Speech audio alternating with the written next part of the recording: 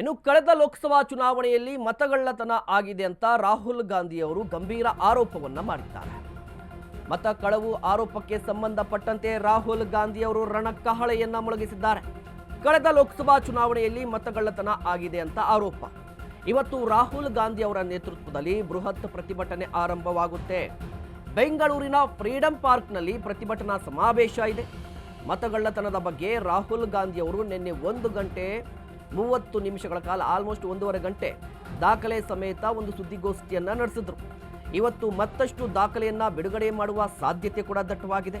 ಇದರ ಜೊತೆಗೆ ಈ ಪ್ರತಿಭಟನಾ ಸಮಾವೇಶದಲ್ಲಿ ಸಿಎಂ ಸಿದ್ದರಾಮಯ್ಯನವರು, ಡಿ.ಕೆ ಶಿವಕುಮಾರ್ ಅವರು, ಎಐಸಿಸಿ ಅಧ್ಯಕ್ಷರು ಮಲ್ಲಿಕಾರ್ಜುನ ಖರ್ಗೆ ಸೇರಿದಂತೆ ಇಡೀ ಕಾಂಗ್ರೆಸ್ ಪಾಳೆಯ ಬೆಂಗಳೂರಿನ ಫ್ರೀಡಂ ಪಾರ್ಕ್ನಲ್ಲಿ ಇರುತ್ತೆ. ಕಾರ್ಯಕರ್ತರು ಕೂಡ ಭಾಗಿಯಾಗ್ತಾರೆ. ಮತಗಳ್ಳತನ ಆಗಿದೆ ಲೋಕಸಭಾ ಚುನಾವಣೆಯಲ್ಲಿ. ನೋಡಿ, ಬೆಂಗಳೂರಲ್ಲೇ ಯಾಕೆ ಈ ಪ್ರತಿಭಟನೆ ಅಂತ ಹೇಳಿದ್ರೆ ಅದಕ್ಕೆ ಕಾರಣ ಕೂಡ ಇದೆ. ನಿನ್ನೆ ರಾಹುಲ್ ಗಾಂಧಿ ಅವರು ಸುದೀರ್ಘವಾಗಿ ಸುದ್ದಿಗೋಷ್ಠಿಯನ್ನು ನಡೆಸಿ ವಿತ್ ಡೇಟಾ ಸಾಕ್ಷಿಗಳನ್ನು ಕೂಡ ಕೊಟ್ಟರು. ಆ ಸಾಕ್ಷಿಗಳನ್ನು ಕೊಡುವಂತಹ ಸಂದರ್ಭದಲ್ಲಿ ಅವರು ಪ್ರಸ್ತಾಪ ಮಾಡಿದಂತಹ ಕ್ಷೇತ್ರ ಕರ್ನಾಟಕದ ಬೆಂಗಳೂರು ಸೆಂಟ್ರಲ್ ಲೋಕಸಭಾ ಕ್ಷೇತ್ರ. ಬೆಂಗಳೂರು ಸೆಂಟ್ರಲ್ ಲೋಕಸಭಾ ಕ್ಷೇತ್ರದಲ್ಲಿ ಮತಗಳ್ಳತನ ಆಗಿದೆ ಅನ್ನುವ ಆರೋಪಕ್ಕೆ ಸಂಬಂಧಪಟ್ಟಂತೆ ಸಾಕ್ಷಿಗಳನ್ನು ಕೊಟ್ಟರು. ಜೊತೆಗೆ ಮತಗಳ್ಳತನ ಯಾವ ರೀತಿಯಾಗಿ ಆಗಿದೆ ಅನ್ನೋದರ ಬಗ್ಗೆ ಕೂಡ ಒಂದಿಷ್ಟು ಡೇಟಾವನ್ನು ಕೊಟ್ಟಿದ್ದಾರೆ. ಬರೋಬ್ಬರಿ 1,250,000 ನಕಲಿ ಮತದಾರರಿದ್ದಾರೆ ಮಹದೇವಪುರ ಕ್ಷೇತ್ರದಲ್ಲಿ ಅಂತ ಆರೋಪ. ಮಹದೇವಪುರ ಕ್ಷೇತ್ರವೇ ಯಾಕೆ ಅಂತ ಹೇಳಿದ್ರೆ ಅದಕ್ಕೂ ರೀಸನ್ ಇದೆ. ಯಾಕೆ ಅಂತ ಹೇಳಿದ್ರೆ ಕಳೆದ ವರ್ಷ ಲೋಕಸಭಾ ಚುನಾವಣೆ ಆಯಿತು. ಲೋಕಸಭಾ ಚುನಾವಣೆಯ ನಂತರ ಮತ ಎಣಿಕೆ ಸಂದರ್ಭದಲ್ಲಿ ಬೆಂಗಳೂರು ಸೆಂಟ್ರಲ್ ಲೋಕಸಭಾ ಕ್ಷೇತ್ರದ ವ್ಯಾಪ್ತಿಗೆ ಬರುವಂತಹ 8 ವಿಧಾನಸಭಾ ಕ್ಷೇತ್ರಗಳು. 8 ವಿಧಾನಸಭಾ ಕ್ಷೇತ್ರಗಳ ಪೈಕಿ 4ರಲ್ಲಿ ಬಿಜೆಪಿ, 4ರಲ್ಲಿ ಕಾಂಗ್ರೆಸ್ ಮುನ್ನಡೆ ಸಾಧಿಸಿದರೆ, ಕೊನೆಯ ಹಂತಕ್ಕೆ ಬಂದರೆ ಮಹದೇವಪುರ ಕ್ಷೇತ್ರದಲ್ಲಿ ಕಾಂಗ್ರೆಸ್ನ ಲೀಡ್ ಕಡಿಮೆ ಆಗುತ್ತೆ, ಬಿಜೆಪಿ ಲೀಡ್ 1 ಲಕ್ಷಕ್ಕೂ ಅಧಿಕ ಆಗುತ್ತೆ. ಪರಿಣಾಮ PC ಮೋಹನ್ ಅವರು ಗೆಲುವನ್ನು ಸಾಧಿಸ್ತಾರೆ.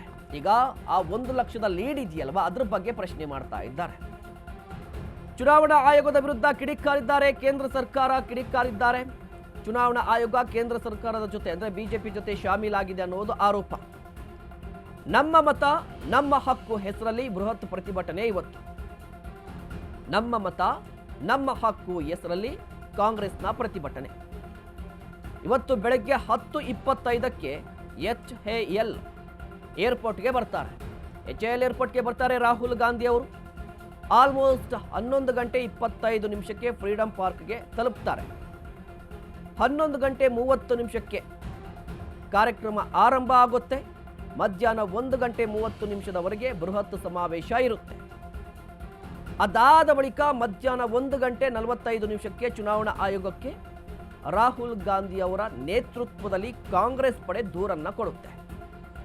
ನಾನು ಈಗಾಗಲೇ ಹೇಳ್ತಾ ಇದ್ದೆ, ಯಾವ ಕಾರಣಕ್ಕಾಗಿ ಈ ಪ್ರತಿಭಟನೆ ಅಂತ ಹೇಳಿ.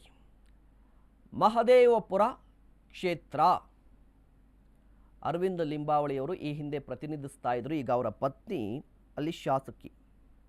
ಆ ಕ್ಷೇತ್ರದಲ್ಲಿ ಬಿಜೆಪಿಯ ಲೀಡ್ ಬಗ್ಗೆ ಅನುಮಾನ ವ್ಯಕ್ತವಾಗಿತ್ತು ಅಂತ. ಯಾಕೆ ನೋಡಿ, 1 ಲೋಕಸಭಾ ಕ್ಷೇತ್ರ, 8 ವಿಧಾನಸಭಾ ಕ್ಷೇತ್ರಗಳು ಬರುತ್ತೆ. ಅದೇ ರೀತಿಯಾಗಿ ಬೆಂಗಳೂರು ಸೆಂಟ್ರಲಲ್ಲೂ ಕೂಡ 8 ವಿಧಾನಸಭಾ ಕ್ಷೇತ್ರಗಳು. ಈ ಪೈಕಿ 4 ವಿಧಾನಸಭಾ ಕ್ಷೇತ್ರದಲ್ಲಿ ಕಾಂಗ್ರೆಸ್ ಲೀಡಲ್ಲಿತ್ತು, 4 ವಿಧಾನಸಭಾ ಕ್ಷೇತ್ರದಲ್ಲಿ ಬಿಜೆಪಿ ಲೀಡನ್ನು ಪಡೆದುಕೊಳ್ತು. ಆದರೆ ಆರಂಭದ 2 ಸುತ್ತಲ್ಲಿ ಬಿಜೆಪಿಯ PC ಮೋಹನ್ ಅವರು ಲೀಡಲ್ಲಿದ್ದರು. ಮನ್ಸೂರ್ ಅಲಿ ಖಾನ್ ಕಾಂಗ್ರೆಸ್ನ ಅಭ್ಯರ್ಥಿ, ಅವರು ಆಲ್ಮೋಸ್ಟ್ ಕೊನೆ ಹಂತದವರೆಗೂ ಕೂಡ ಅಂದರೆ ಮಹದೇವಪುರ ಕ್ಷೇತ್ರಕ್ಕೆ ಬರುವವರೆಗೂ ಕೂಡ ಲೀಡಲ್ಲೇ ಇದ್ರು. 75,000 ಲೀಡ್ ಇತ್ತು ಅವರದ್ದು. 75,000 ಲೀಡ್ ಇರುವಂತಹ ಸಂದರ್ಭದಲ್ಲಿ ಮಹದೇವಪುರ ಕ್ಷೇತ್ರದ ಮತ ಎಣಿಕೆ ಆರಂಭವಾಗ್ತಾ ಇದ್ದಂತೆ ಬಿಜೆಪಿ ಲೀಡ್ ಪಡೆದುಕೊಳ್ಳುತ್ತೆ. 32,000 ಮತಗಳ ಅಂತರದಿಂದ PC ಮೋಹನ್ ಗೆಲುವನ್ನ ಸಾಧಿಸ್ತಾರೆ. ಇದರ ಬಗ್ಗೆ ಅನುಮಾನ ವ್ಯಕ್ತವಾಗ್ತಾ ಇದೆ. ರಾಹುಲ್ ಗಾಂಧಿ ಅವರಿಗೆ ಇದ್ರ ಬಗ್ಗೆ ಒಂದಿಷ್ಟು ಡೇಟಾವನ್ನು ಕೂಡ ಕೊಟ್ಟಿದ್ದಾರೆ. ನೋಡಿ, ಮತ್ತೊಂದು ಕಡೆ ರಾಹುಲ್ ರ್ಯಾಲಿ ಅಂದ್ರೆ ಪ್ರತಿಭಟನಾ ರ್ಯಾಲಿ ಇದೆ. ಇದ್ರ ಬಗ್ಗೆ ಇನ್ನೂ ಕೂಡ ಸ್ಪಷ್ಟತೆ ಇಲ್ಲ, ಅಧಿಕೃತವಾಗಿ ಹೇಳಿಲ್ಲ. ರ್ಯಾಲಿ ನಡೆಸುವ ಸಾಧ್ಯತೆ ಇದೆ. ಹೀಗಾಗಿ ಪೊಲೀಸರು ಕೂಡ ಹದ್ದಿನ ಕಣ್ಣನ್ನ ಇಟ್ಟಿದ್ದಾರೆ. ಬಂದೋಬಸ್ತ್ಗೆ 6,000 ಪೊಲೀಸ್ ಸಿಬ್ಬಂದಿಯನ್ನ ನಿಯೋಜನೆ ಮಾಡಲಾಗಿದೆ. 6,000 ಪೊಲೀಸ್ ಸಿಬ್ಬಂದಿಯನ್ನ ನಿಯೋಜನೆ ಮಾಡಲಾಗಿದೆ. 15 ಸೆಕ್ಟರ್ಗಳಾಗಿ ವಿಂಗಡಿಸಿ ಪೊಲೀಸ್ ಬಿಗಿ ಬಂದೋಬಸ್ತನ್ನು ಏರ್ಪಡಿಸಲಾಗಿದೆ. ಮೇ ಬಿ ಮೊನ್ನೆ ಕಾಲ್ ತುಳಿತ ಆಯ್ತಲ್ವಾ, ಅದಕ್ಕೆ ಬುದ್ಧಿ ಕಲಿತಿರ್ಬೇಕೀಗ. ಪ್ರತಿ ಸೆಕ್ಟರ್ಗೆ ಓರ್ವ DCP ನೇತೃತ್ವದಲ್ಲಿ ಕಂಟ್ರೋಲ್ ರೂಮ್ ಇರುತ್ತೆ. ತಾತ್ಕಾಲಿಕ ಕಂಟ್ರೋಲ್ ರೂಮನ್ನು ಕೂಡ ತೆರೆದಿದ್ದಾರಂತೆ. ಆಂಬುಲೆನ್ಸು, ವೈದ್ಯರು, ವೈದ್ಯಕೀಯ ಸಿಬ್ಬಂದಿ ಕೂಡ ನಿಯೋಜನೆ ಮಾಡಲಾಗಿದೆ. ಅಂದರೆ ಯಾವುದೇ ರೀತಿಯ ಅಹಿತಕರ ಘಟನೆ ನಡೆಯಬಾರದು ಅಂತ ಹೇಳಿ ಮುಂಜಾಗ್ರತಾ ಕ್ರಮವನ್ನು ತೆಗೆದುಕೊಳ್ಳಲಾಗಿದೆ. ಇದರ ಜೊತೆಗೆ ಸಂಚಾರ ಮಾರ್ಗ ಕೂಡ ಒಂದಿಷ್ಟು ಬದಲಾವಣೆಯಾಗಿದೆ. ಫ್ರೀಡಂ ಪಾರ್ಕ್ ಸುತ್ತಮುತ್ತಲಿನ ರಸ್ತೆಗಳಲ್ಲಿ ಸಂಚಾರ ನಿರ್ಬಂಧವನ್ನು ವಿಧಿಸಲಾಗಿದೆ. ಪರ್ಯಾಯ ರಸ್ತೆಯನ್ನು ಕೂಡ ಈಗಾಗಲೇ ಸೂಚಿಸಲಾಗಿದೆ.